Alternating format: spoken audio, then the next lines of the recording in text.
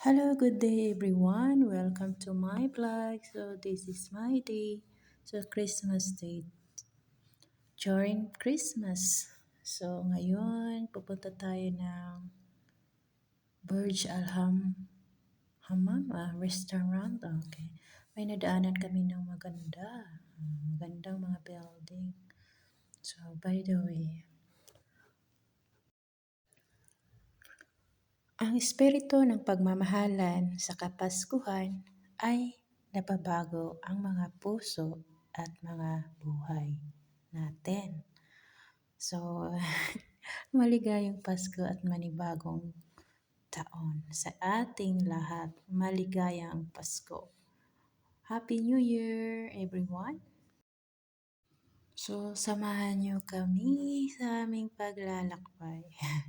By the way, dito yung nakatira yung hari nila dito. Ayun, famous na building na yan. Yan sa Riyadh City. Ang daming mga building, mga gaganda. Ang mga mayayaman, mga palangga, mga palalabs. So, dumaan kami dyan. Ayan. So, medyo matraffic kaya hala. Kasi Pasko, ang daming naglabasan mga tao. Nag-enjoy, bonding with family. Ayan. Especially sa mga Pinoy, mga kapwa kong OFW, nagdi-day off. Ayan. Baka nandyan kayo. Say hi, hello everyone. So, laban lang tayo. So, welcome to 2026. Happy New Year. Again. Gahangad-hangad tawan ko aning mga building. Bitaw, namimiss ko ang aking pamilya. Lagi akong layo sa kanila dahil sa yung kahirapan. Alam mo na, bilang isang breadwinner, ang daming mga pagsubok sa buhay. Daming problema, especially pera, mga utang, mga problema, mga financial, o sinong relate dyan. Laging Pasko sa ibang bansa. Social, ibang bansa pa. Pero laban pa rin. Sa hirap man. Pero lumalaban pa rin. Kahit pagod, buyat. Ayan.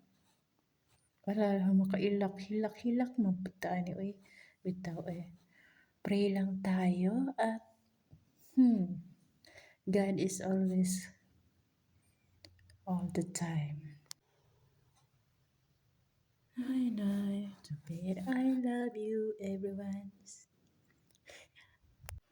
Bitay no, permi ko la sa laing nasod naga Pasko. Maka-idea putag. My idea of Christmas, whether old-fashioned or modern, is very important. Very simple.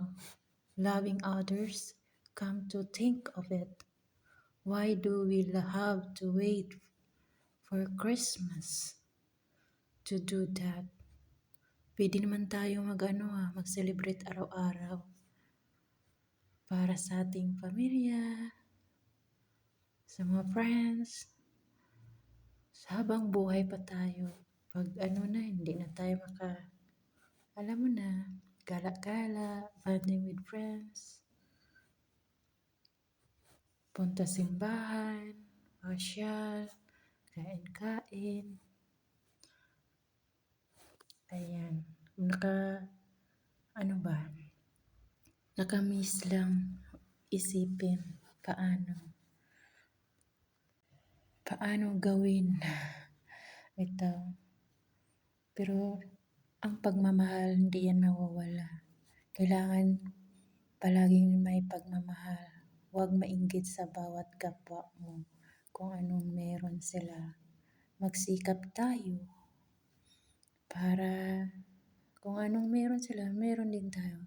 Kahit hindi naman tayo kalibel nila. Kahit mababa lang, at least masaya, simple. At least galing sa puso nyo. Puso natin para sa ating pamilya. Bitaw, by the way, nandito na ako sa labas. Katapos lang namin kumain. So, lumabas kami, dumaan kami sa mga ibon-ibon. Ibon-ibon. Tapos may nagpaparid din. Ayan. Hello everyone. Merry Christmas and God bless.